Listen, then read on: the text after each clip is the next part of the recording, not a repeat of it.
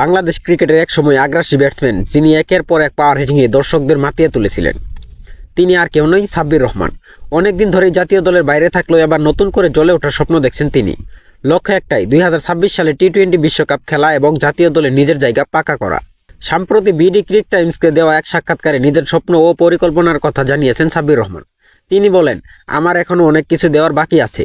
শুধু 2-1টা সিরিজ নয়, আমি 2026 সালে টি-20 বিশ্বকাপে বাংলাদেশের হয়ে খেলতে চাই। এটা আমার জীবনের বড় স্বপ্ন। সাব্বির রহমান আরও বলেন, মিডল অর্ডারে এখনও একটা ফাঁকা জায়গা আছে। যদি সুযোগ পাই আমি দায়িত্ব নিয়ে খেলব। শুধু শর্ট খেলে নয়, পরিস্থিতি বুঝে ম্যাচ শেষ পর্যন্ত টেনে নেওয়ার চেষ্টা করব। সাম্প্রতিক সময়ে বাংলাদেশে টি-20 দলে মিডল অর্ডার নিয়ে চলছে ঘন ঘন পরীক্ষা নিরীক্ষা। কখনো জাকির আলী, আবার কখনো নুরুল হাসান সোহান, আবার কখনো শামীম হোসেন পাটোয়ারি সুযোগ পাচ্ছেন, কিন্তু ধারাবাহিকতা এখনও ধরা দিচ্ছে না। আর ঠিক এখানে নিজের অভিজ্ঞতা কাজে লাগাতে চান সাব্বির রহমান। এক সময় শৃঙ্খলা ভঙ্গ ও নানা বিতর্কে খবরের শিরোনাম হওয়া সাব্বির এখন সেই অতীত ভুলে নতুনভাবে শুরু করতে চান।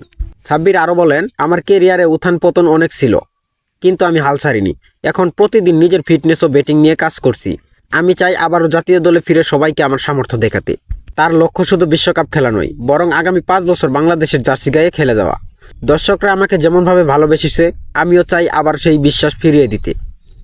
ক্রিকেট বিশ্লেষকদের মতে যদি সাব্বির রহমান আবারও পুরনো ছন্দে ফিরতে পারেন, তবে বাংলাদেশের মিডল অর্ডারের ঘাটতি মেটানো বড় সুযোগ তৈরি হতে পারে তার জন্য। এখন সব কিছু নির্ভর করছে তার মাঠের পারফরমেন্সের উপর।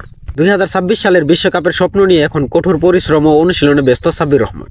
আর কোটি ভক্তের প্রত্যাশা, আবারও যেন দেখা যায় আগ্রাসী, আত্মবিশ্বাসী সেই পুরনো সাব্বির রহমানকে, যিনি একসময় একার হাতে ম্যাচ ঘুরিয়ে দিতে পারতেন।